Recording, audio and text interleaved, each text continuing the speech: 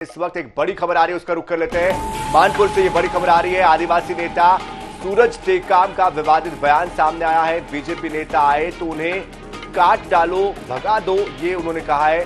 Congress MLA Indra Shah Mandavi की मौजूदगी में उन्होंने ये बयान दिया है। हिंदू देवी देवताओं के लिए भी अपशब्दों का इस्तेमाल उन्होंने किया है। तो आदिवासी नेता सूरज टेकाम का ये विवादित बयान सामने आया है, जो कि किसी भी लहजे से लोकतांत्रिक व्यवस्था में स्वीकार्य नहीं हो सकता। साथ ही उन्होंने हिंदू देवी देवताओं को लेकर भी अपशब्दों का इस्तेमाल किया है। आदिवासी नेता सूरज टेकाम, जो कि इस बयान को उन्होंने देने के बाद अब सुर्खियों में हैं, और कांग्रेस एमएलए इंद्र शाह मंडावी की मौजूदगी में उन्होंने ये बयान दिया है।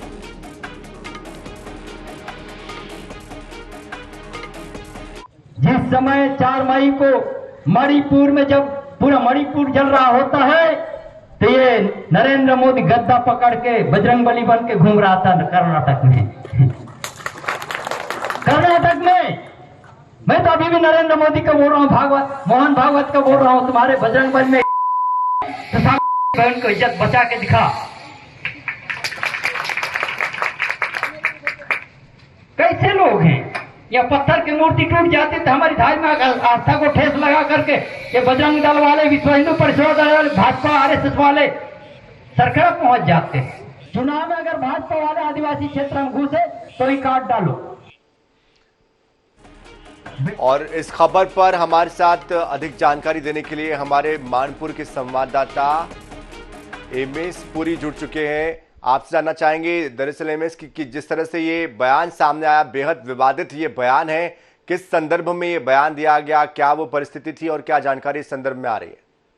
जी, कल ये मणिपुर हिंसा को लेकर सर्व आदिवासी समाज तथा कांग्रेस के तहत कांग्रेस पार्टी के लोग वहां पे जुटे मानपुर में और इसका विरोध प्रदर्शन किया। इसी विरोध प्रदर्शन के दौरान प्रधानमंत्री, गृह मंत्री देश के और तमाम वहां मणिपुर के मुख्यमंत्री का शव यात्रा निकालकर पुतला दहन की गई। घंटों चक्का जाम के बाद सभा आयोजित की गई। सभा में कांग्रेस विधायक इंद्र शाह मंडावी के मौजूदगी के दौरान ये हमेशा से जो तथाकथित नेता हैं सुरजू टेकाम, ये वहां उस एरिया में लगातार धार्मिक सौहार्द बिगाड़ने और विवादित बयान के लिए जाने जाते हैं, जिनके ऊपर एफआईआर भी दर्ज की गई है, लेकिन इनकी कभी गिरफ्तारी नहीं होती। कल की सभा में इन्होंने बहुत ही आपत्तिजनक विवादित बयान दिया। धार्मिक उन्माद फैलाने का इनके द्वारा काम किया गया। देवी देवताओं के बारे में अपशब्दों का प्रयोग के साथ साथ सीधे तौर पर भारी पुलिस बल के सामने सुरजू टेकाम ने कहा कि कांग्रेस के नेता चुनाव में जब पहुंचे तो उन्हें काट डालो, मैं देख लूंगा, मैं जिम्मेदारी लेता हूं। इस तरह का वक्तव्य देते हैं ये, और ये लगातार मानपुर के बिहड़ों में आदिवासी नेता का चोला पहन के ये इस सौहार्द को बिगाड़ने का काम कर रहे हैं लगातार वहां पे। और पुलिस प्रशासन मौन रहती है इनके कृत्यों पे। इनके ऊपर एफआईआर दर्ज होता है, लेकिन कई सालों से एफआईआर गिरफ्तारी नहीं होती इनकी।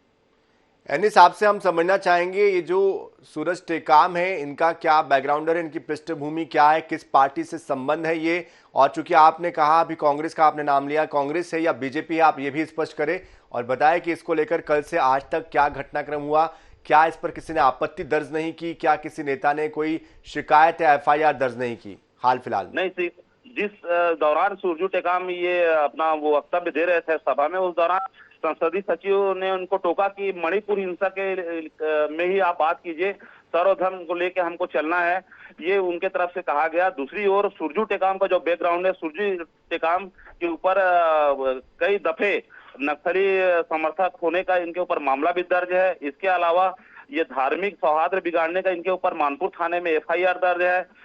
बीच में ये जो देवी माँ की प्रतिमा औंधी के भीतर में सरखेड़ा में जो जलाई गई, तो इन्हीं के लोगों के द्वारा आरोप लगा कि इन्हीं के भी पार्टियों के द्वारा ये कृत्य किया गया है।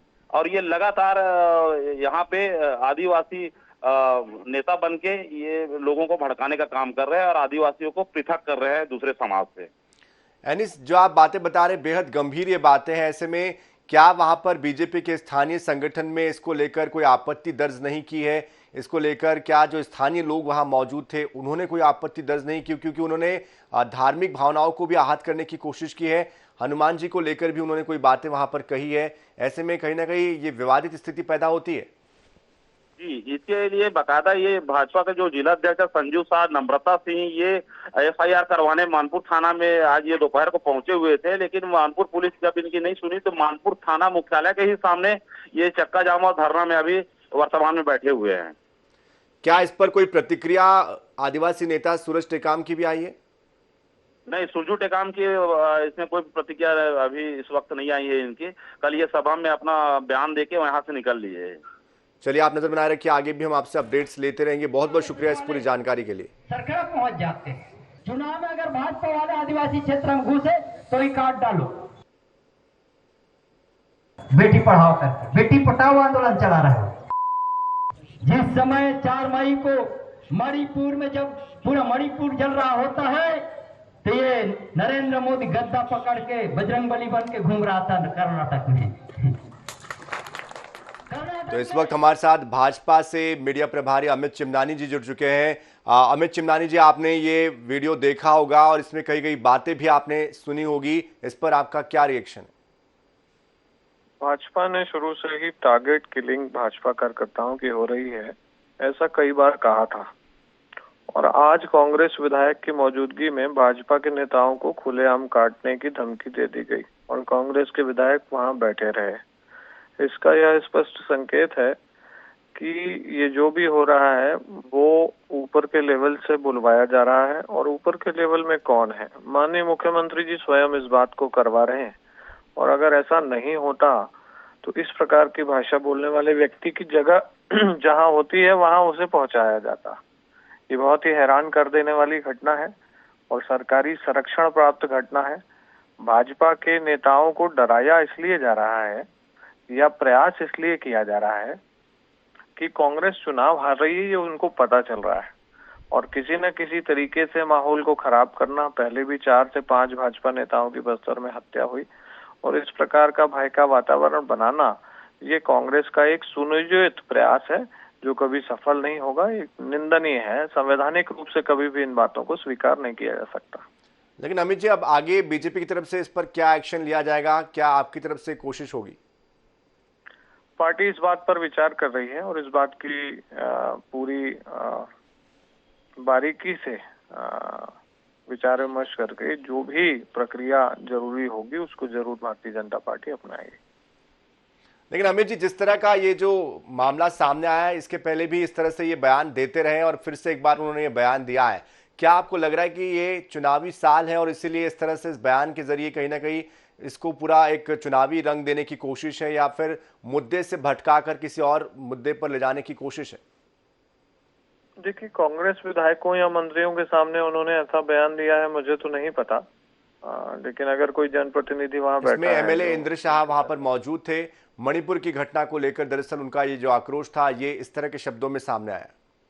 मैं वही कह रहा हूं कि इसके पहले उन्होंने ऐसे बयान दिए। आपने जो बात पूछी वो मुझे नहीं पता है, लेकिन इस घटना में तो कांग्रेस के विधायक साथ थे, तो जब वो बैठे हुए हैं तो कम से कम उनको आपत्ति दर्ज करानी चाहिए थी। वो जनप्रतिनिधि हैं। अमित जी, आप हमारे साथ बने रहिए क्योंकि इस वक्त हमारे साथ खुद विधायक इंद्र शाह मंडावी जी जुड़ चुके हैं। इंद्र शाह मंडावी जी, कल की जो घटना हुई है, जो बयान सामने आए हैं, इस पर आपका क्या रिएक्शन है? क्योंकि आपकी मौजूदगी में ये बातें कही गई है, उस वक्त आपने क्यों नहीं रोका? क्या ये पूरा मामला था? मैं वहां पे उनको रोका कि सिर्फ मणिपुर के घटना में आप बात करो करके बोला गया मेरे द्वारा। और वहां पे बाद में भी मैं उसको ये किया कि हम संविधान को मानते हैं और संविधान के मानने वाले लोग हैं। क्योंकि सर्व आदिवासी समाज का था, कांग्रेस पार्टी के सभी लोग थे, वो साथ में थे। और मेन मुख्य रूप से ये था कि मणिपुर की घटना जो महिलाओं के साथ अत्याचार हो रही थी, वहां पे उस समझ में पूरा इकट्ठा हुए थे, पूरा देश के प्रधानमंत्री, गृह मंत्री, कोई भी भाजपा वाले उसकी भर्त्सना नहीं कर रहे थे और डबल इंजन की सरकार करके बोलते थे। दोनों जगह उनकी सरकार है, भाजपा की, केंद्र में भी और राज्य में भी, मणिपुर में। तो उसके भर्त्सना के लिए वहां पे हम लोग इकट्ठा हुए थे और मैं उसका निंदा करता हूँ। सुरजू टेकाम के द्वारा जो बोला गया है वो व्यक्तिगत है, मेरा उसमें कोई समावेश नहीं है। मैं उसका तो निंदा करता हूँ, ऐसे अनगढ़ बातें नहीं करना चाहिए था उनको, पर उसने किया है। और मैं अपने पार्टी की तरफ से ऐसे कोई बात नहीं किया हूँ। बाकी भाजपा वाले इसको मुद्दा बना रहे हैं तो अपनी उनकी सोच है। लेकिन इंद्र शाह मंडावी जी, हमारे साथ अमित चिमनानी जी भी जुड़े हुए हैं, उनका तो साफ ये कहना है कि जिस तरह के शब्दों का उन्होंने इस्तेमाल किया कि बीजेपी के नेता है तो काट दो, इस तरह की जो बातें कही गई, दरअसल ये ऊपर के आला नेताओं की तरफ से उनको कहा गया और इसलिए वो कह रहे हैं माहौल बिगाड़ने की जो कोशिश है उसका सीधे आरोप है। वो सुरजू टेकाम जी का व्यक्तिगत सोच है, मेरा सोच नहीं है उसमें, ना किसी नेता का सोच है। सुरजू टेकाम जी वहां के हैं और बोल दिए होंगे। ऐसे तो एक क्या नाम, एक सांसद है भोपाल की, वो तो हर जगह चाकू लेके। लेकिन इंद्र शाह मंडावी जी, आप मुझे ये बताइए कि आप क्या कोई भी बात एक बतौर जनप्रतिनिधि इस तरह से खुले मन से इतनी भीड़ के बीच में बोल सकते हैं? क्या हमारे प्रदेश में या उस जगह पर कानून का राज है या नहीं है? नहीं, मैं उसको चीज को नहीं बोला हूँ, बाद में उसका खंडन किया हूँ मैं कि ऐसा नहीं बोलना चाहिए। और जो पुलिस वाले भी हैं वो हमारे भाई हैं, हमारे परिवार के हैं, वो भी हमारे सदस्य हैं, और वहां पे जल रहे हैं वो भी हमारे सदस्य हैं मणिपुर में। उसका मैं बाद में, मेरा जो ये है, अगर चाहे तो आप मेरा वीडियो सुन सकते हैं, मैं उसमें उनका। अमित जी आपको प्रतिक्रिया देना चाह रहे हैं? अमित जी देखिए, मणिपुर पर लॉ एंड ऑर्डर की बात कर रहे हैं कांग्रेस के साथी, और वहां लॉ एंड ऑर्डर ठीक हो ऐसी अपेक्षा की बात करते हुए छत्तीसगढ़ में लॉ एंड ऑर्डर तोड़ रहे हैं। ये बातें करने के बाद, इस प्रकार के बयान आने के बाद क्या सब कुछ सुव्यवस्थित रह सकता है कि हम आपको काट देंगे, मार देंगे, घुसने नहीं देंगे? तो छत्तीसगढ़ में मतलब लोकतंत्र है या नहीं है? संविधान जो भारत का है वो छत्तीसगढ़ में कांग्रेस के राज में लागू है कि नहीं है? और अगर माननीय विधायक जी आप खंडन कर रहे हैं या आपने कहा कि उसने गलत कहा, तो कानून कहाँ है? आप तो मणिपुर की घटना की कानून की दुहाई दे रहे हैं ना। तो बिल्कुल, जाहिर तौर पर कार्रवाई क्या होती है ये देखना होगा। बहुत बहुत शुक्रिया आप दोनों का हमारे साथ जुड़ने के लिए। अमित चिमनानी जी आपका भी, इंद्र शाह मंडावी जी आपका भी बहुत बहुत शुक्रिया।